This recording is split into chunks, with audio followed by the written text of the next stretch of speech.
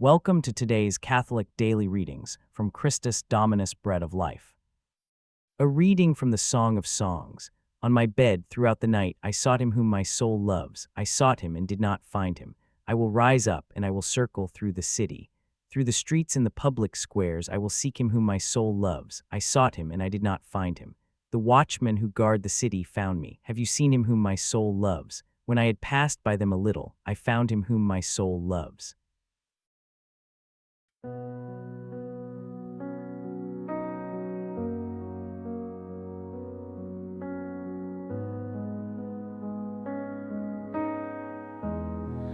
My soul is thirsting for you, oh Lord my God. Oh God, you are my God, whom I seek.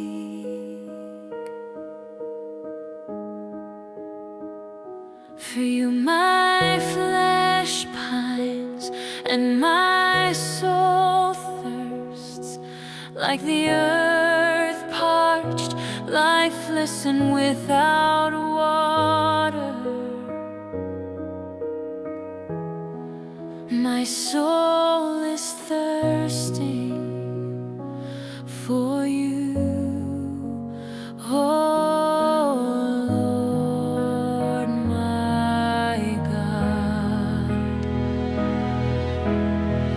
thus have I gazed toward you in the sanctuary,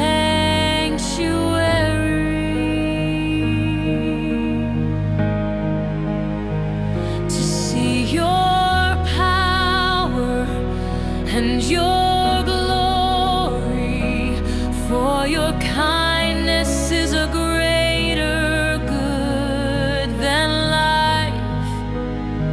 My lips shall glorify you.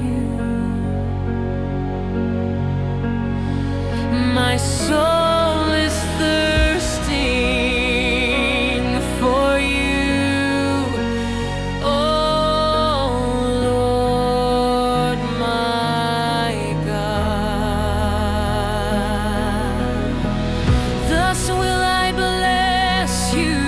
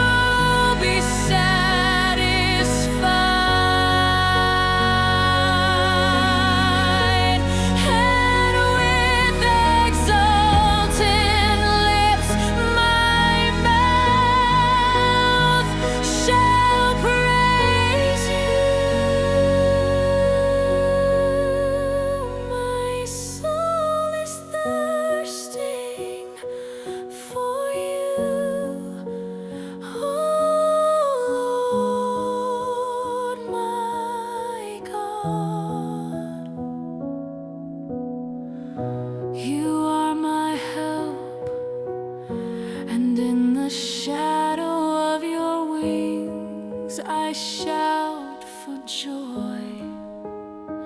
My soul clings fast to you. Your right hand upholds me.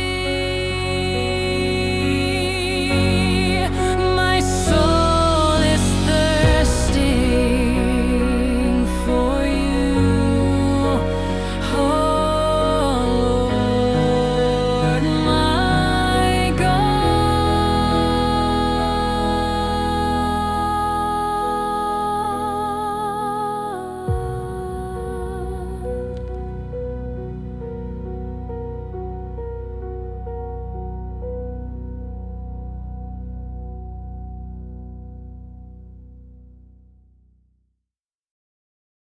A reading from the Holy Gospel according to John. Then on the first Sabbath, Mary Magdalene went to the tomb early, while it was still dark, and she saw that the stone had been rolled away from the tomb. Therefore she ran and went to Simon Peter, and to the other disciple, whom Jesus loved, and she said to them, "They have taken the Lord from the tomb, and we do not know where they have laid him." But Mary stood at the tomb, weeping outside. Then, while she was weeping, she bowed down and gazed into the tomb. And she saw two angels in white, sitting where the body of Jesus had been placed, one at the head and one at the feet.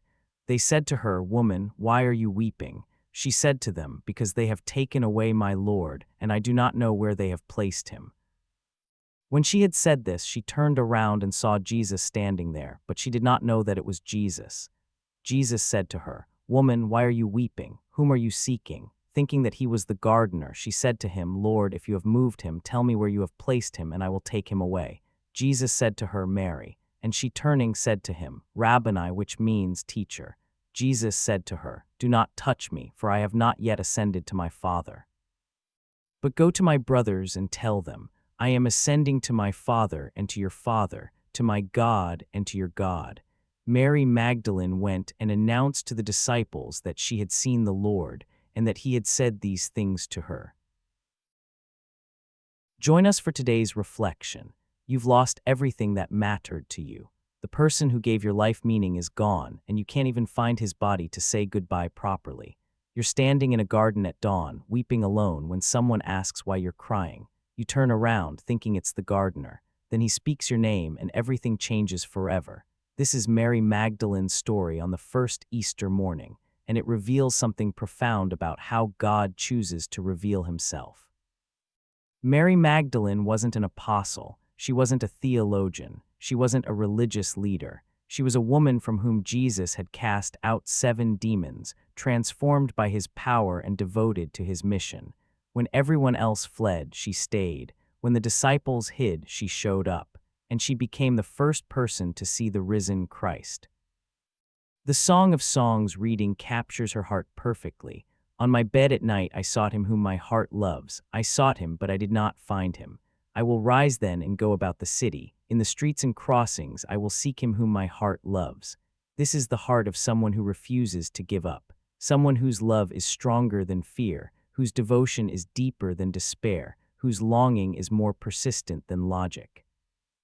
Mary comes to the tomb while it's still dark. She's not coming with faith, she's coming with spices to anoint a dead body.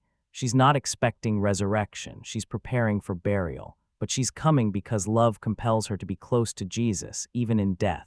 When she finds the empty tomb, her first thought isn't he's risen, it's they've taken him away. She runs to tell Peter and John, then returns to the tomb and weeps. She's devastated because even Jesus's dead body has been stolen from her. Then comes the moment that changes everything. "Mary," Jesus speaks her name, and she recognizes him immediately.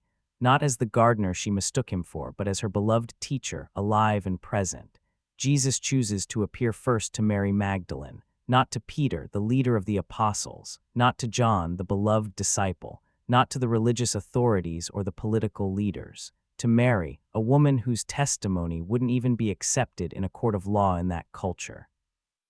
This choice reveals God's heart. He appears first to the one whose love brought her to the tomb when everyone else stayed away. He reveals himself to the one whose devotion was stronger than her despair. He chooses the faithful heart over the important position. Mary's response is immediate and complete. "Rabboni," which means teacher. She wants to cling to him, to hold on to this miraculous moment, to never let him go again. But Jesus gently redirects her. "Do not hold on to me, for I have not yet ascended to the Father. Go instead to my brothers and tell them."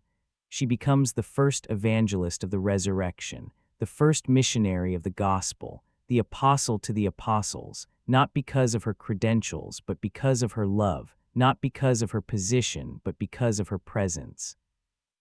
The Church has always honored Mary Magdalene as Apostola Apostolorum, the apostle to the apostles. She's the patron saint of contemplatives because of her deep devotion, of penitents because of her transformation, and of preachers because of her proclamation. But perhaps most importantly, she's the patron saint of those who refuse to give up seeking Jesus, even when he seems absent, even when the tomb appears empty, even when hope seems dead. The psalm captures her heart. My soul is thirsting for you, O Lord my God. This isn't casual spiritual interest. This is desperate spiritual longing. This is the kind of thirst that drives you to seek God while it's still dark, that brings you to places of death expecting to find life, that recognizes his voice even when you can't see his face. Mary Magdalene teaches us that the deepest encounters with the risen Christ often happen not in moments of triumph, but in moments of tears. Not when we're strong, but when we're broken. Not when we have all the answers, but when we're asking all the questions. She also teaches us that faithfulness in small things, like showing up at the tomb with spices, prepares us for great things, like being the first witness of the resurrection. Her daily devotion to Jesus during his ministry positioned her for this extraordinary moment of recognition and commissioning. Most importantly, Mary Magdalene shows us that Jesus knows our names. In the garden, when she's devastated and confused, he doesn't give her theological explanations or apologetic arguments. He simply speaks her name, Mary. That's all it takes. One word from him, and she knows who he is. One personal address, and everything changes. One moment of recognition, and despair transforms into joy. Jesus still speaks our names today. In moments of darkness and confusion, when we're looking for him but can't find him, when we're weeping over what seems lost forever, he calls us by name and reveals himself to hearts that seek him with Mary Magdalene's devotion. The question isn't whether he's present. The question is whether we're present enough to recognize his voice when he calls our name.